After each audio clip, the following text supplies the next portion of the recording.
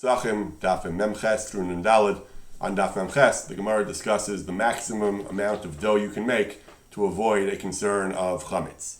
The Kamashir Isa, how big, what's the upper limit on how much dough you can make to avoid chametz?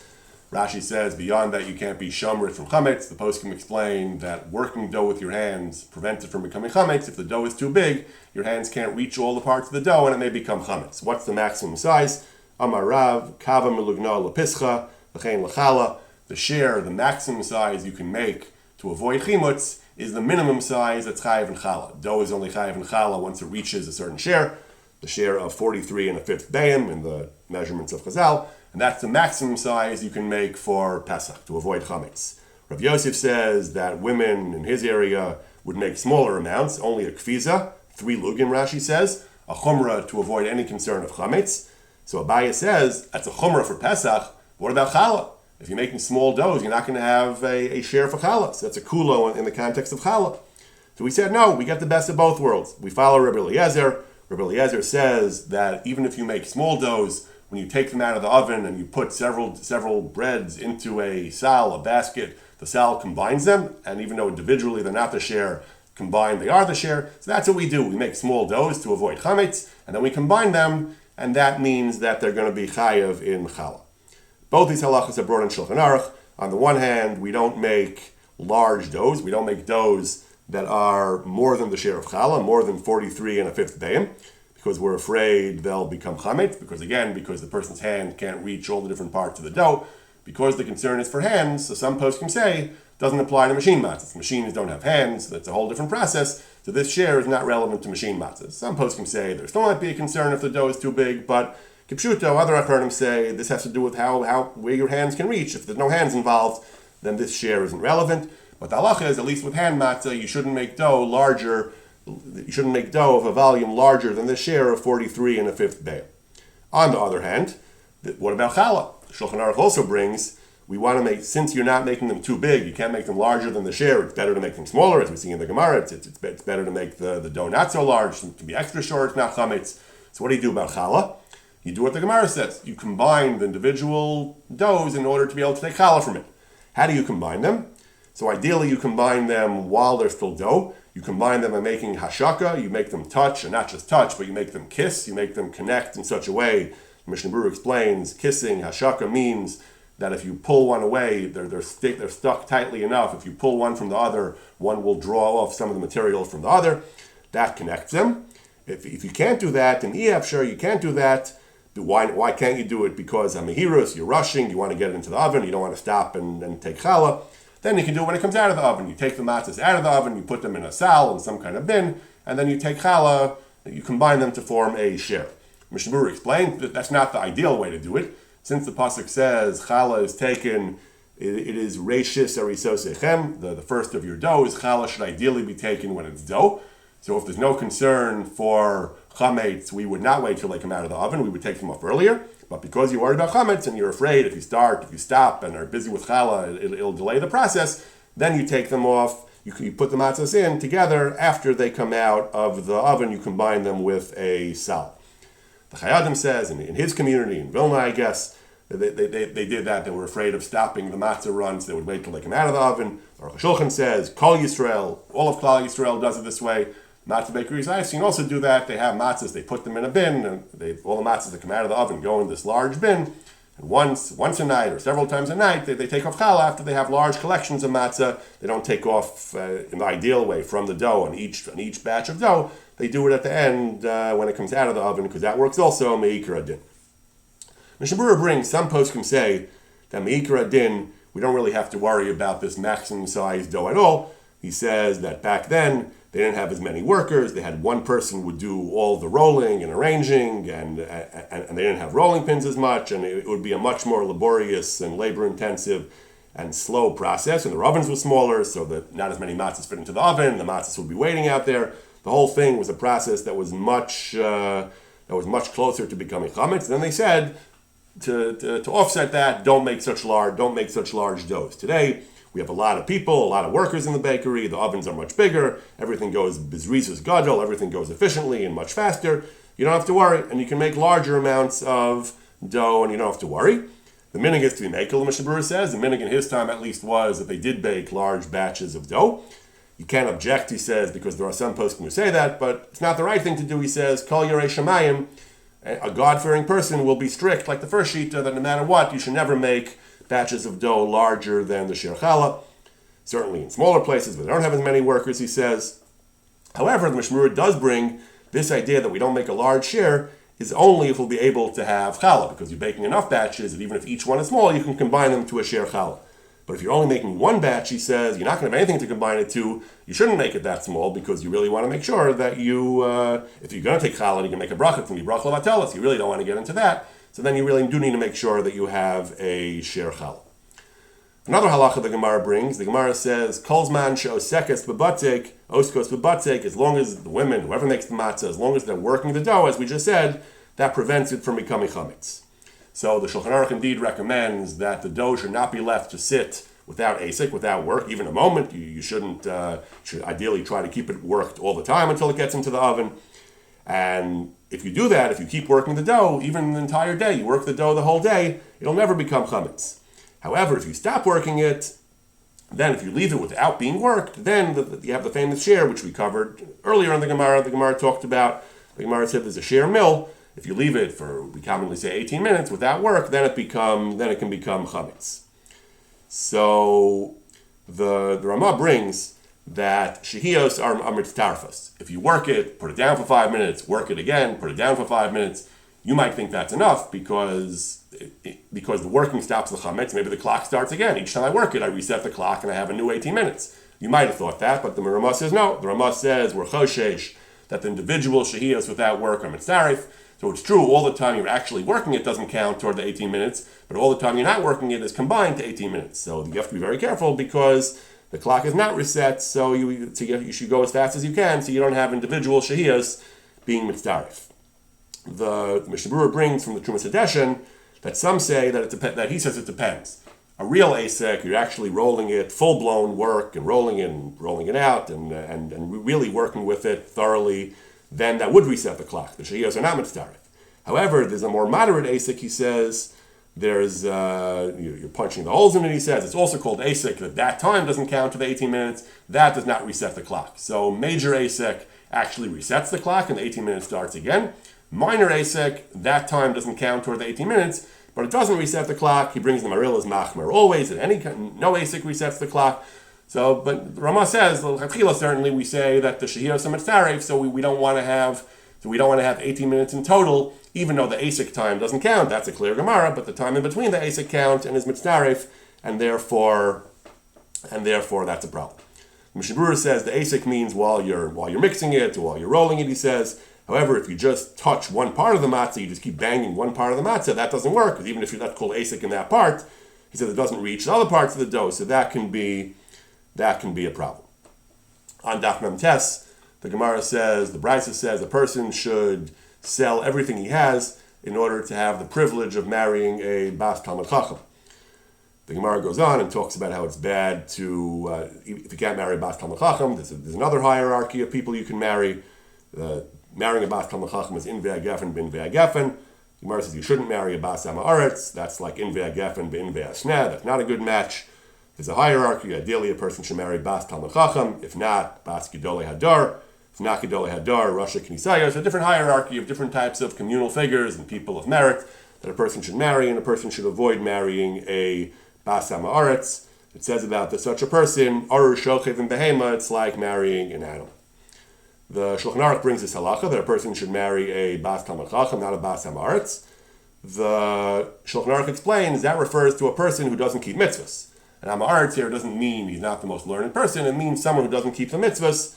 That's the kind of Ha'aretz that we are talking about. The Taz, the post can bring the Taz. The Taz says something very interesting. The Taz says that what's the concern about marrying a Bas Ha'aretz? The concern is that Bas Ha'aretz doesn't understand the value of Torah. She doesn't understand Ki chayecha v'arach yamecha, that Torah is life, that Torah is everything. And the women don't understand the value of Torah. If they want material goods, they want a good life in Olam Hazeh, and they don't value Torah, they're going to get their husbands to work and be busy with Olam Hazeh and not to learn Torah. Because they think that they're going to suffer if the husband learns Torah instead of making a lot of money. Says the Taz, If someone finds a woman who is chachama, she's wise, and she understands the value of Torah, no problem, because she'll encourage him to learn Torah. And the Chidah says, based on the Taz, the Chidah says that if a person marries a woman whose father helps him learn Torah, supports him, that's also the same idea. The whole problem is that if he marries people with the wrong values, they're not gonna support his Torah, they're not gonna appreciate his Torah, and they're going to cause him not to learn Torah. But the ultimate goal is not about yichus, it's not about bragging rights. The ultimate goal is he should be able to learn Torah.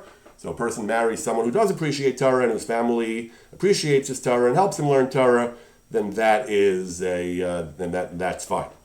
The Chidah also brings that ultimately it's hard. You can't just give absolute rules. He says ultimately it depends. A person has to marry someone who will be good for him. He says if a person knows if he marries a certain woman, that regardless of who her parents are, he says if he marries a certain woman, then it'll be a good shidduch, and she's good for him, then he'll be able to learn Torah and do mitzvahs, and that's good. And at the end of the day, we consider the person, not the person is the most important thing, not the family.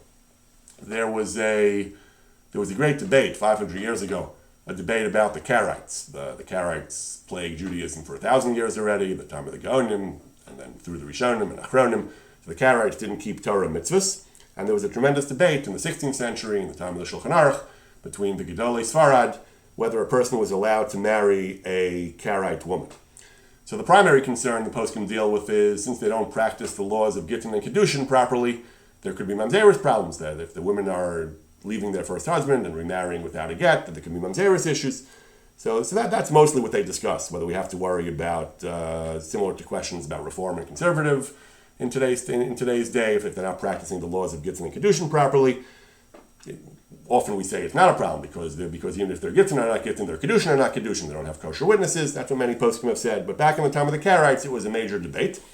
So one of the tshuvas that's widely quoted was a tshuva where one of the poskim who was very opposed to Jews marrying to rabbinate Jews marrying Karaite Jews, he said that Yisi Chazal didn't even approve of Jews marrying the daughters of Amei Haaretz, he says. And they said, Ara Shochev in Behema. Certainly that applies to Karaites that have been Parish, Legamri, Min Torah, that separate themselves from the Torah of the Chachamim. And even if you reject the Chacham on minor issues, that's a terrible thing. Certainly if you reject Torah Shebal Peh entirely, he says. And that was one of the issues that was raised against marrying the descendants of Karaites. But again, today I think we tend to follow primarily, as the Taz said, that a person marries someone who he knows he'll be able to have an appropriate life of Torah and Yirah Shamayim, and that's more important. I think the consensus would be than looking at ancestry. Daf Nun, beginning of the next parak Makom Shenagu. The Mishnah says Makom Shenagu, they would do malacha on Erev Pesach until Chatzos. Then you can do that. Some places didn't do malacha even before Chatzos, and then you can't do malacha. After Chatzos, nobody did malacha. Before Chatzos, some places had the minhag that they did, some places had the minhag that they didn't. Why don't you do malacha on Erev Pesach, either before or after Chatzos? So the post can bring that that's when they used to shak the Karban Pesach, after Chatzos. When a person has a Karban, it's a Yom Tov, and everyone brought a Karban Pesach, so it was a Yom Tov for everyone. So in Drabanan, there's an Isra Malacha after Chatzos, and some communities had the minhag even before Chatzos. What is our custom? So customs actually vary. The Ramah says, "L'didan makom shenagu shelo lasos." Our community, our society has the custom not to do malacha. Mishnah Berurah says it actually depends. The Levush and other Achronim say it depends. Some places did do malacha until Chatzos. And minhagim vary, even in the time of the Achronim. Minhagim vary as to whether we are considered makom shenagu. Some communities were makom shenagu, and some communities were not makom shenagu. What type of malacha is aser? It's not as strict as Shabbos or Yom Tov. What type of malacha is aser? So the Shulchan Aruch explains it's either malacha l'staker, either working to make money, working for somebody else for pay, or even for yourself, even for free, if it's a malacha gemura, if it's full-blown malacha, like sewing clothes, as opposed to turning on a light or just fixing a hem or something, that's technically malacha for Shabbos. That kind of malacha is not aser on Erev Pesach. Mishnah Berurah also explains that anything that's mutter on Chol HaMoed, so for example, davar ha'aved, if you don't do it, you're going to lose money somehow, you're going to have a loss, Or if it's not a Masa Uman, it's a simple Malacha, Masa Hedyot, and it's Tzarech of Yom Tov, that's also mutter, it says. But so there are many heterim, but in general, to do malacha that's not for Yom Tov, or that's it's a Masa Uman, and that's a Malacha Gemura, you don't do on after Chatzos. In some places have the minhag even before Chatzos. From when? From Neitzachama, from the morning. The Malacha Gemura is also even if it's for Yom Tov, the poskim say. But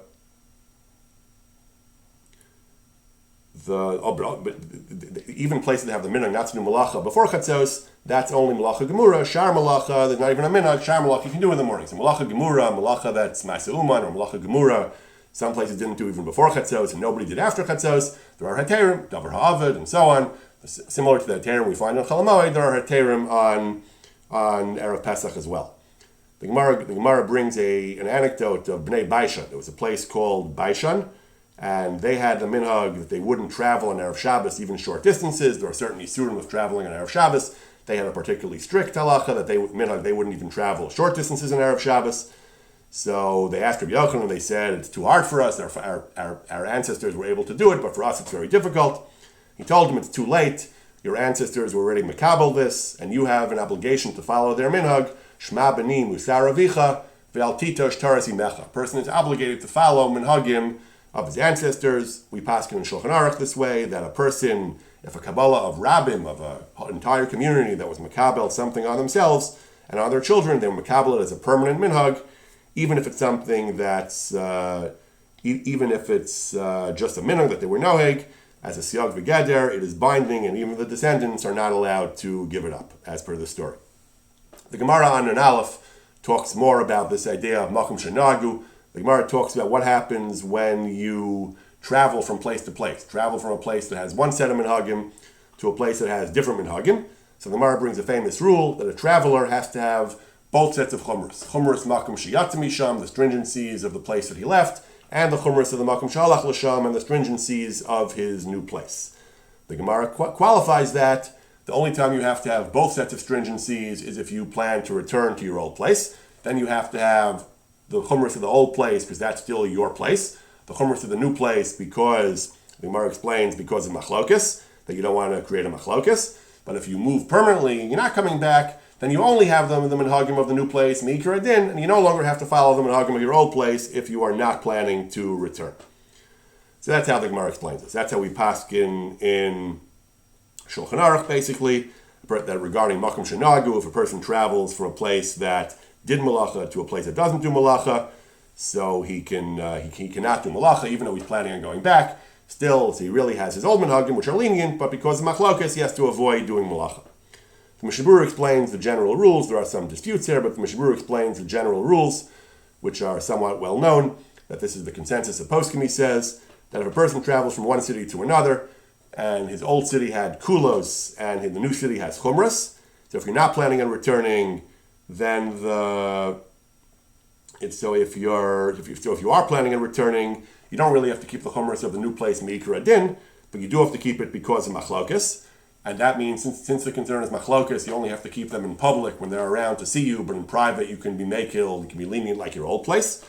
But that only applies to things that you can do b'tzina and people won't realize. But certain things are considered inherently public. For example, doing malacha on Yom Tov is considered inherently public. Malacha, the poskim say, Rishonim say, people find out about malacha. So then a person, even in private, can't do malacha. He has to go out someplace where, in the midbar, someplace out of the community entirely. This halach, the post can bring this down. If someone from Israel is visiting the U.S. and he's planning on returning to Israel, so meikar adin, he really only has to keep one day of Yom Tov because he's still an Israeli. But because of machlokes, while he's in the diaspora, he has to keep 2 days. Even though in private he wouldn't have to keep all the chumras of the diaspora because he's still an Israeli, but so he can daven the regular weekday Shemona Esrei and do the kulos of chol. However, malacha he shouldn't do. Most poskim say he can't do malacha because malacha gets out. Malacha, somehow people find out that he's doing malacha. So an Israeli cannot do malacha on Yom Tov Sheni Shel Galios, even in private, unless he goes out to the midbar. If you are planning on settling in the new place, then you have the chumras of the new place meikar adin. Even if later you're going to return, but you're considered already a resident of the new place, and you can't have the kulos of your old place. Even if the even if the old place had chumras and the new place has kulas, so you're not supposed to do your old chumras even in front of the new place because machlokes. Even if you're planning on settling down there, your old chumra is gone. You have the minhagim of the new place, even lakula. If you are planning on returning, you still have the chumras of your old place. So for example, if the old place doesn't do malacha, if you have a ben chutzlaretz who comes to Eretz Yisrael and he still has the chumras of chutzlaretz not to do malacha on Yontif Sheni, so that we say you don't do malacha because people won't be in machlokes. People will say, the Gemara says, people will say malacha hu de lesle. You don't have any malacha to do. So you don't do it in an overt way that shows that you're being machmer for Yontif Sheni. You just quietly and discreetly avoid doing malacha. The Mishnah Berurah says that's only if you can get away with it. If you can get away with doing it discreetly. But if it comes to a chumrah that you have, people are going to realize you're doing a chumrah and that can cause machlokes. You should drop your chumrah. However, he explains that's only something which is only a minhag. If there's a minhag not to do malacha, like the minhag of Erev Pesach not to do malacha, and you can't be discreet about it, then you should do like the new place because of machlokes. Something that's meikar adin that you're mechuyev to do, something which is ikar adin, just because of machlokes, you can't drop it. If that's your chumrah, you have to have it because that's your minhag meikar adin. You can't not do it because of machlokes. Great deal of halacha about this, all kinds of complicated halachas about people traveling back and forth. But one thing we'll just mention briefly, the Mishnah Berurah says, if a city was destroyed and new people moved in, so new people are not bound by the minhagim of the old community. The old community is gone. However, what if there are some people from the old community left over? So the Mishnah Berurah brings from Megadim is Mesupuk, if there are a few people from the old city, but most of them have been expelled and gone, whether that still carries the minhag of the old minhag forward. Mishnah Berurah says yes, he thinks it does. Even if there's only a miut, a minority of the old community left, if they still have a kehila, then anyone who comes in should adopt the minhagim of the old kehila. However, he says that's only if the people integrate and become one kehila. He says, and however, he says in the case where the new kehila is separate, they form their own community and they don't really join the members of the old community. Then he says, like in big communities, he said we find there are separate sub communities. Each one has the minhag of its ancestors, and they don't mix. They don't form a melting pot of one community. Then each one can have the minhagim of its old community and is not bound by the other communities. Moshe Feinstein says that that's true in communities like we have today in the U.S., where people come from all kinds of different communities, and the new community doesn't have its own minhag. In New York, you have people come from here, people come from there, people come from all over. Then there is no official community minhag, and each sub-community, each family can have the minhagim that it previously had of their ancestors, of their old community. On Daf Nun Aleph and Daf Nun Beis, the Gemara brings a somewhat cryptic story. It says, Rav Safra has asked Rabbi Abba, he says, we know Kfiyus Diyarcha, we know the calendar, we know when Rosh Chodesh is, when Yom Tov is, so what do we do about doing Malacha? So there are different explanations in the Rishon and what this story actually is, but this is obviously reminiscent of one of the most common applications of the sugya we've been discussing before. In contemporary times, people from Israel who travel to Chutz La'aretz and Chutz La'aretz who travel to Eretz Yisrael, what do they do about keeping 1 day Yom Tov or 2 days Yom Tov? So it's actually a machlokes, but the consensus of poskim is that this is treated like any other minhag. People from Eretz Yisrael who travel from Chutz La'aretz, so again, if they move to Chutz La'aretz and they move there permanently, they now do 2 days. If a person from Chutz La'aretz moves to Eretz Yisrael, moves permanently, he does 1 day. But as long as they're planning on returning, so we apply the basic rules. They have to have the chumras of both, and they should not do anything in public in their visiting community, their host community, because that will cause machlokes. So the poskim say, putting on tefillin, for example, a ben Eretz Yisrael who's in Chutz La'aretz, so for him it's not yontif anymore on the second day, but for Chutz La'aretz it is. He has to put on tefillin. He should put on tefillin b'tzina. As long as he's planning on going back to Eretz Yisrael, he puts on tefillin. But privately, to not cause machlokes with the bnei Chutz La'aretz. But when he appears in public, he has to wear yontif clothes because he doesn't want to wear weekday clothes because that would cause machlokes.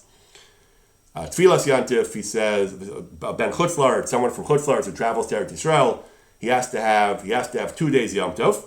However, it should be B'tzina. The Mishnah Berurah says if he's davening in Eretz Yisrael, it's already Yisru Chag, it's already not Yom Tov anymore, and the Ben Chutz La'aretz still has to daven Tfilas Yom Tov, he should do it B'tzina. Today the minhag is that they make Yom Tov Sheni Minyanim. People from Chutz La'aretz in Eretz Yisrael actually make Yom Tov Sheni Minyanim. Poskim wonder why they do that. It sounds like it's for Esya. If you make a minyan, and everyone knows you're davening a Yom Tov Sheni minyan when it's chol in Eretz Yisrael, that sounds like for Esya. So poskim say different svaras. They say the Afkas Rochel, the Beis Yosef and Afkas Rochel says that the idea of machlokes is only something which is a question of Isser. with just a minhag of davening, we don't worry about for Hesya. Rav Moshe says that svara is a chiddush gadol. He doesn't understand it so well. Rav Moshe agrees the minhag is that they do make yantiv sheni minyanim for bnei chutz la'aretz. Rav Moshe says it should be done b'tzibur, but not b'far Hesya. Not sure exactly what that means. He says you should have a minyan, a tzibur, but it shouldn't be too public. So you should try to keep it somewhat discreet that you're making a yantiv sheni minyan. So again, they do make yantiv sheni minyanim, but according to some poskim at least, there should be some element of discretion.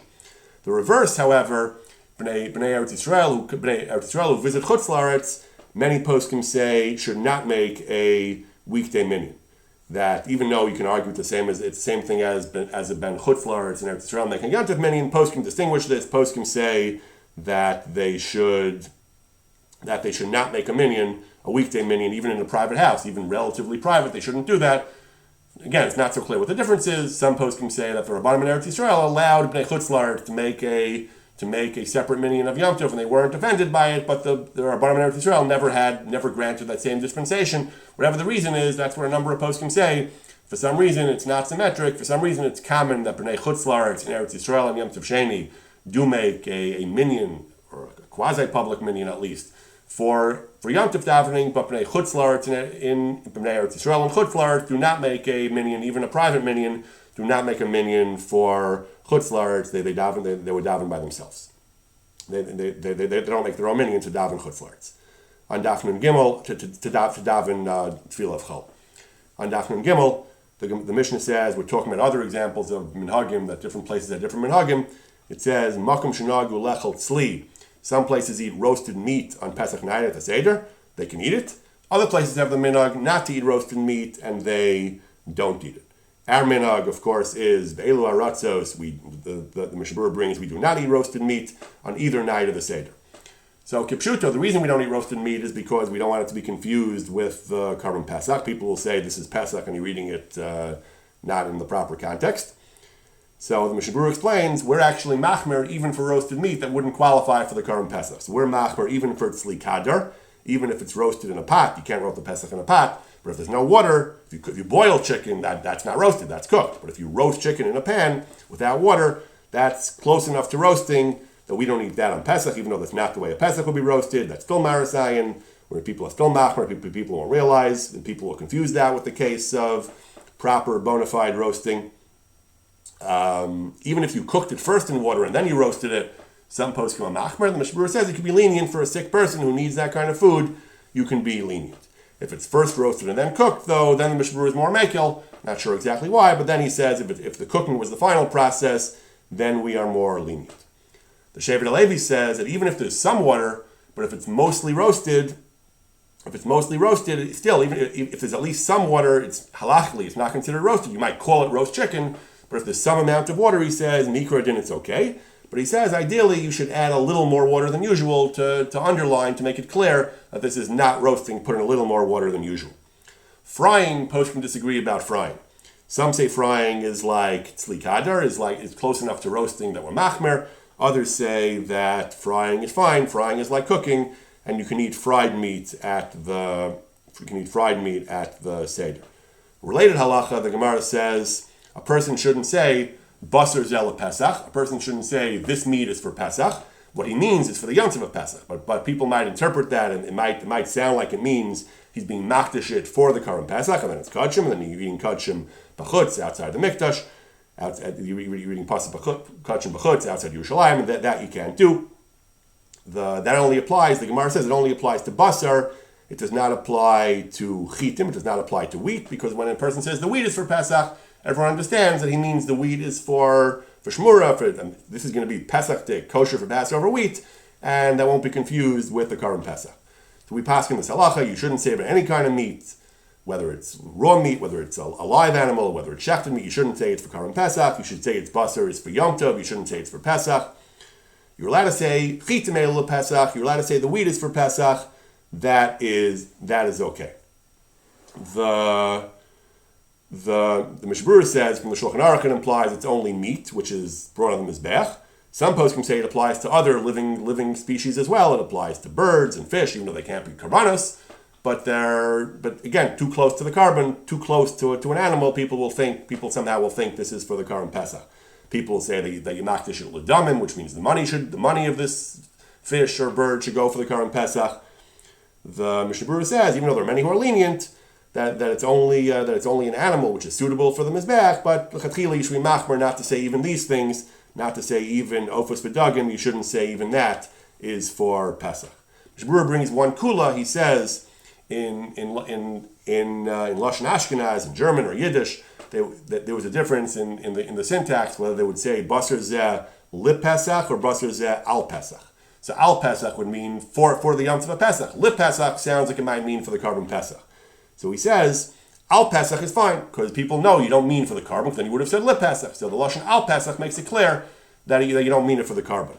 So Shlomo Zalman Auerbach says that the same thing applies in with regard to other linguistic distinctions. If you say in Yiddish, he says people say the Yom Tov of Pesach. Yiddish-speaking people would frequently call Pesach with a tzereh. Even though in the Torah it's always Pesach, people would say Pesach. The Karban Pesach they say with a segel, Karban Pesach. So Shlomo Zalman says if you say that basar zeh is for Pesach, that's okay. If you say Pesach, that you're not allowed to say because that could be interpreted to mean for the Karban Pesach. On Daf Nun Daled, Mishnah brings another minhag. It says some places have the minhag not to do malacha on Tisha B'Av, and some places have the minhag they did do malacha on Tisha B'Av. So the halacha is that the Mishnah also says that a Talmud Chacham never does malacha. Rosh Gamliel says everyone should conduct himself like a Talmud Chacham. Shulchan Aruch brings this, that there were different minhagim. Some places do malacha on Tisha B'Av, some places don't do malacha on Tisha B'Av. Talmud Chacham never does malacha on Tisha B'Av, and anyone who wants can make himself like a Talmud Chacham. Our minhag is that our minhag is we do not do malacha. The Mishnah Berurah says we are a makom shenagu shelo lasos. We do not do malacha. When don't you do malacha?